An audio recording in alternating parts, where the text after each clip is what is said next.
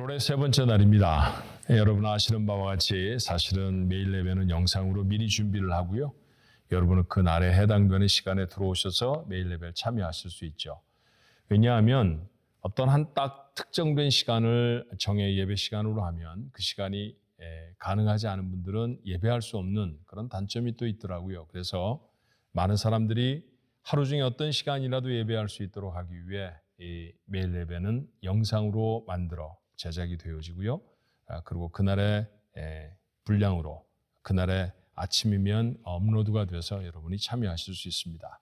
여러분 지금 그렇게 참여하시고 계십니다. 아침이 꼭 아니라도 괜찮아요. 하루를 마치고서라도 참여하실 수 있습니다. 하지만 어떤 시간이라도 우리 가족들은 하루에 한 번쯤은 하나님 앞에 나가 예배하는 시간이 됐으면 참 좋겠습니다. 오늘은 그 세 번째 날 하나님 앞에 나아갑니다. 기도할까요? 은혜와 사랑이 많으신 하나님, 매일매일을 살아가면서 하나님의 도우심을 구합니다. 주님, 올해가 시작되어서 세 번째 날이지만 여전히 우리에게 필요한 것은 하나님의 은혜고 하나님의 능력입니다. 주님, 저희를 인도해 주시고 저희를 도와주옵소서. 오늘도 하나님의 말씀 앞에 저희가 서오니 우리가 마땅히 살아가야 할 삶의 모습이 무엇인지 주의 말씀을 통해 저에게 깨우쳐 주시옵시고 그대로 살아갈 수 있는 용기와 능력이 하나님의 말씀을 통해 우리에게 주어지도록 축복하옵소서. 예수님의 이름으로 간절히 기도하옵나이다. 아멘. 오늘 부를 찬송 501장입니다. 시온아, 너 시온아 이 소식 전파하라. 너 시온아 이 소식 전파하라. 올해 저희 교회에 표와도 딱 맞는 그런 찬송인 것 같으네요. 좀 익숙하지 않은 찬송일 수 있어요. 좀 걱정하지 마십시오.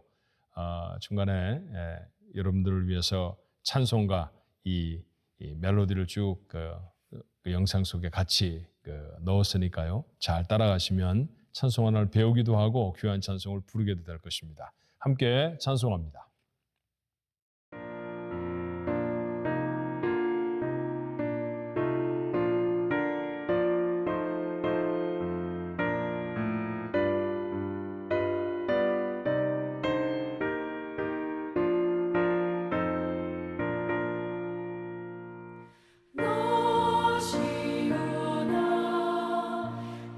소식 전파하라.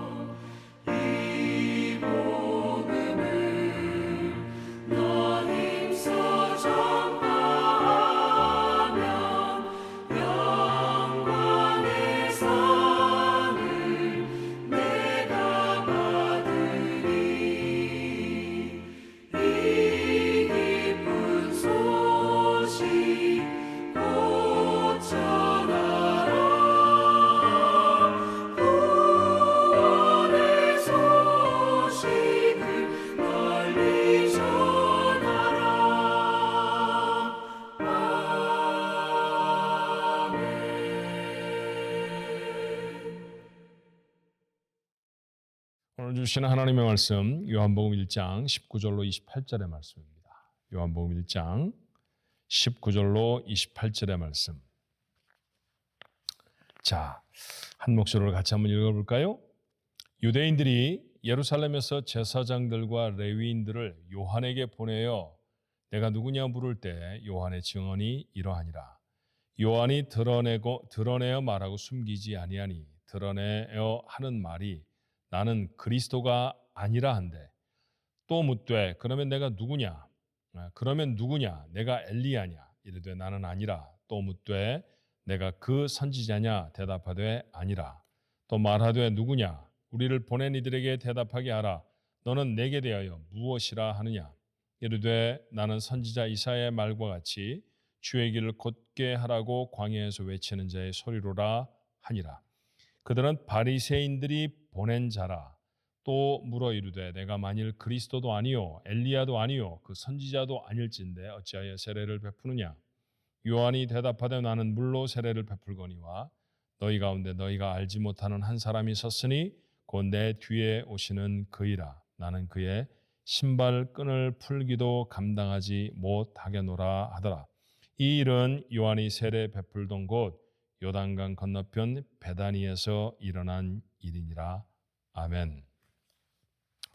오늘 본문에 여러 번 등장하는 요한은 이 복음서를 기록한 요한과는 구별된 요한입니다. 그래서 성경이 두 분의 요한이 가장 유명하거든요. 그래서 여기에 등장하는 요한은 세례를 주었다. 예수님에게 세례를 주었고 많은 유대인들에게 세례를 주었다라고 해서 세례 요한 그렇게 부르고요. 그 다음에 이 복음서를 기록한 요한은 그냥 우리가 요한 그렇게 말하지만 예수님의 제자였던, 그래서 이후에는 그들을 사도라고 부르죠. 사도 요한 그렇게 말합니다.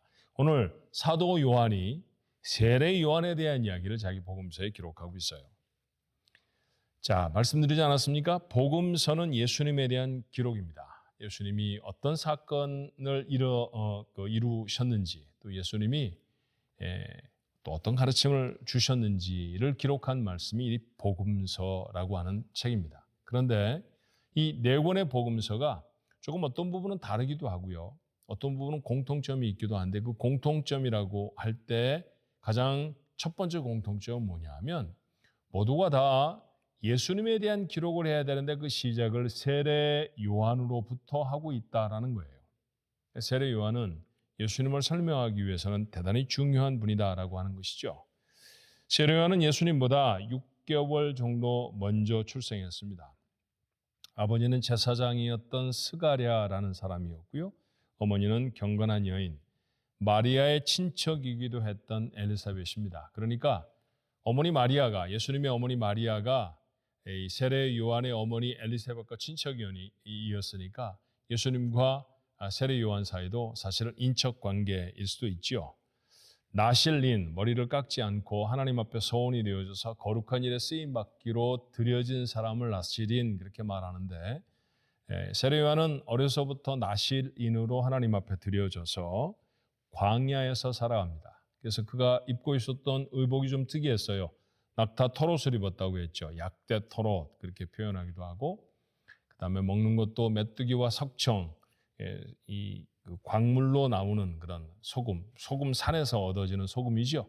그런 소금과 메뚜기를 먹고 살았습니다. 그러니까 뭐 맛이 있거나 뭐 특별히 건강이 좋아서라기보다는 그렇게 금욕하고 절제하며 살았던 삶을 산 사람이 바로 이 세례 요한이라고 하는 인물입니다. 자, 세례 요한은 그런 특별한 삶을 살아가는 것만큼이나 아주 용기 있게 그 당시에 부패한 종교인들, 그들을 향해 비판의 날을 세워 메시지를 전합니다.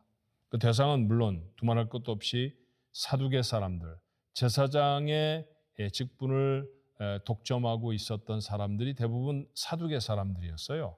그 다음에 성경을 깊이 연구해서 성경의 교사가 되어지는 랍비가 되어진 사람들은 보통은 바리새인들이었습니다. 이 사두개인들과 바리새 사람들이 지금 유대인 커뮤니티를 정치적으로도 어느 만큼 로마로부터 양해를 구해서 정치적으로, 법률적으로, 종교적으로 다스리고 있는 사람들이죠. 그래서 그 사람들을 향해서 세례 요한이 대단히 준열하게 책망을 합니다. 그래서 사실은 많은 이스라엘의 사람들이 그를 따르고 했었어요. 그를 따르며 그에게 나와서 세례를 받기도 했죠. 오늘 맨 마지막 절에 보니까 이 일들이 일어나는 곳이 요단강 건너편 베다니라고 말합니다. 베다니. 무화과의 집이라고 하는 뜻을 가지고 있는 곳인데, 그래서 무화과를 많이 얻던 곳이었고요. 예루살렘에서 얼마 멀지 않은 예루살렘 동쪽으로 약 1에서 한 1.5마일 정도, 한 2km 정도 떨어진 그런 곳이었어요. 그런 곳에 요단 강가가 바로 이 베다니라고 하는 마을입니다. 그곳에서 세례 요한이 주로 사람들에게 세례를 주었죠. 자, 비판을 받던 바리새 사람들이 사람 몇몇을 보내서 세례 요한에게 도전적인 질문을 합니다. 넌 누구냐? 도대체 네가 누군데 우리한테 이렇게 비판적이고 도전적인 얘기를 하느냐라는 것이죠. 그러면 그가 말합니다. 너 메시아냐? 그랬더니 세례 요한이 뭐라고 말하나요? 나는 메시아가 아니다. 나는 그리스도가 아니다 라고 말하지요. 다시 묻습니다. 내가 엘리야냐? 아니라고 하죠. 또 묻습니다. 그 선지자냐? 그럼 다시 마지막 때에 오리라 약속되어져 있는 그 놀라운 일을 행할 바로 그 선지자냐? 그 질문에도 요한은 머리를 흔들어요. 나는 아니다. 그러면 너는 누구냐? 그때 그는 자신의 정체를 이렇게 밝힙니다. 23절이죠. 나는 선지자 이사야의 말과 같이 주의 길을 곧게 하라고 광야에서 외치는 자의 소리로라 하니라. 자신을 소리라고 표현합니다. 그저 예수님을 세상에 선포하는 소리로 자신의 존재는 족하다라는 것이죠. 대단한 표현이 아닐 수 없어요. 여러분, 누군가의 그림자가 된다, 누군가의 소리가 된다, 이런 거 쉽지 않다는 거 아시죠? 어찌 보면 1인자가 되어지는 것보다 1인자가 되어지도록 뒤에서 섬기고 보좌하는 사람들이 훨씬 더 많은 헌신과 노력이 필요하다는 사실을 여러분 아시지 않습니까? 요한은 마땅히 자신이 그래야 한다라고 생각했어요. 자, 그는 자기가 누구여야 하는지를 누구보다 분명하게 알고 있었던 사람이었습니다. 당시에 요한보다 많은 제자를 거느린 사람은 없었죠. 엄청나게 많은 사람들의 추앙을 받았습니다. 그러니 그는 어쩌면 한 학파를 이룰 수도 있었을 것이고요. 자, 유대 교회 어쩌면 한 주류를 이루는 분파를 형성할 수도 있었을 것입니다. 근데 자신은 그런 거를 이룰 사람이라고 전혀 생각하지 않습니다. 누군가가 당신은 정말 메시지가 대단한 사람입니다. 그러니 그리스도이신 것 같습니다. 그리스도를 한번 해볼까? 그런 생각이 그에게는 없었죠. 당신은 엘리야 같습니다. 당신은 오리라 말한 그 선지자 같아요. 그것도 다 부정합니다. 자신은 그런 사람으로 살아가는 거 아니라는 얘기예요. 자기가 해야 할 일은 무엇이었습니까? 온전히 소리였습니다. 예수님을 세상에 선포하는 소리. 그랬죠. 그는 정말 그렇게 소리로 인생을 살아갑니다. 자, 나는 소리입니다 라고 말했던 요한이 어떤 일을 행했는지를 오늘 요한복음이 기록해 주었어요. 자, 어떻게 말합니까? 예수님을 만났습니다. 사람들이 예수님이 누구신지 잘 알지 못했을 때, 다시 말하면 무슨 죽은 자를 살려냈다든지 보리떡 5덩이 물고기 2마리로 수많은 사람들을 먹이셨다든지 이런 기적을 일으키시기 훨씬 전에 예수님은 사람들 속에 그저 보통 사람의 하나처럼 보여졌던 바로 그 시간에 요한은 예수님을 지목하며 이렇게 말하죠. 보라, 세상 죄를 지고 가는 하나님의 어린 양이로다. 우리가 내일 말씀을 묵상해야 될 1장 29절의 말씀이었습니다. 보라, 세상 죄를 지고 가는 하나님의 어린 양이로다. 자, 우리는 이런 표현이 좀 생경할 수 있습니다만 이스라엘 백성에게는 어린 양 하면 반드시 떠오르는 게 있었을 것입니다. 그건 바로 출애굽했을 때 자신들의 장자들이 한 사람 한 사람씩 다 죽어나갈 수밖에 없었던 그 상황 속에 그 참혹한 재앙을 면할 수 있는 유일한 방법 무엇이었나요? 어린 양 한 마리를 잡고 그 양의 피를 문설주에 바르는 것입니다. 어떤 집에 그 어린 양이 한 마리밖에 없다 할지라도 그 한 마리의 양을 잡아야 했습니다. 그 어린 양 한 마리는 어쩌면 우리 아들의 친구였을 수도 있고요. 우리 딸이 너무너무 이뻐하는 그런 양일 수도 있죠. 그런데 죽어야 했습니다. 왜요? 우리 가족들을 살리기 위해서요. 그것이 바로 이스라엘 백성의 천여 년의 역사 속에서 기억하고 있는 하나님의 어린 양입니다. 그런 어린 양으로 세상에 오셨다는 얘기죠. 그렇다고 하면 예수님이 이 땅에서 이루셔야 할 구속의 사건과 너무나 중요한 연관성이 있잖아요. 예수님은 자신의 피를 흘리셔서 그가 살리시려고 하시는 백성들을 살려내실 분으로 세상에 오셨습니다. 처음부터 이 땅에서 무슨 왕을 하거나 대단한 지위와 권세를 가지시려고 하셨던 분이 아니셨다는 사실을 우리가 너무 잘 알아요. 그분은 그렇게 세상에 오셔서 자기 생명을 대속물로 주시기 위해 이 땅에 오신 분이셨습니다. 자, 그렇게 단박에 알아채고 그분이 누구인지, 그분이 무슨 일을 하실 것인지 처음 선언한 사람이 누구였습니까? 바로 세례 요한이었다는 것이죠. 세례 요한은 그처럼 예수님을 세상에 선포하는 소리가 되어졌습니다. 소리로 살았죠. 그리고 그는 예수님에게 세례를 베풉니다. 예수님이 공적으로 어떻게 그들 앞에 세워져야 할지 그 길을 열어주는 사람으로 사용이 되어졌던 거예요. 이후에는 기가 막힌 아무것도 아닐 수도 있는 그런 구설수에 휘말려서 죄를 지었던 왕을 비난했다는 그런 궤심죄, 미움에 사로잡혀서 그는 결국에 생명을 잃어버리고 맙니다만 그런 참담한 사건으로 생애를 마치기까지 그가 오롯이 살아냈던 삶은 예수님을 세상에 소개하고 선포하는 소리였습니다. 여러분이 어떤 사명을 가지고 살아야 하는지 아십니까? 왜 사는 걸까요? 이런 질문을 종종 해봐요. 하나님, 우리가 살아가는 세상보다는 천국이 훨씬 좋지 않나요? 근데 우리를 예수를 믿게 하시고 구원하셨다고 하신 다음에도 우리를 당장의 천국으로 데려가지 않으시는 이유는 뭡니까? 이 땅에 사명이 있기 때문입니다. 하나님이 쓰시겠다고 하신 일에 쓰임받기 위해 살아있는 것입니다. 여러분, 그 사실을 깨닫는 것이 그리스도인의 자기 정체성이어야 하죠. 그러니 사명을 깨닫는 것은 삶의 길이를 늘리는 것보다 훨씬 더 중요합니다. 여러분의 사명에 대해서 고민하십시오. 어떤 사명을 하나님은 여러분에게 주셨습니까? 진지하게 질문해 보신 적이 있나요? 하나님, 내가 하나님 앞에 어떻게 쓰임받아야 합니까? 굳이 신학교를 다니지 아니한다 할지라도, 굳이 지금부터 내가 신학교에 가야겠어, 선교사가 되어야겠어 라고 결단하고 결심하지 아니한다 할지라도 하나님은 여러분 어떤 특별한 자리에 어떤 특별한 사건으로 쓰실 수도 있고요. 아니면 보통 일반적으로 살아가는 그리스도인의 삶의 범주 안에서 하나님이 여러분에게 맡기시는 사명도 있을 수 있습니다. 그렇지만 그것을 깨닫는 사람은 많지 않다는 것이죠.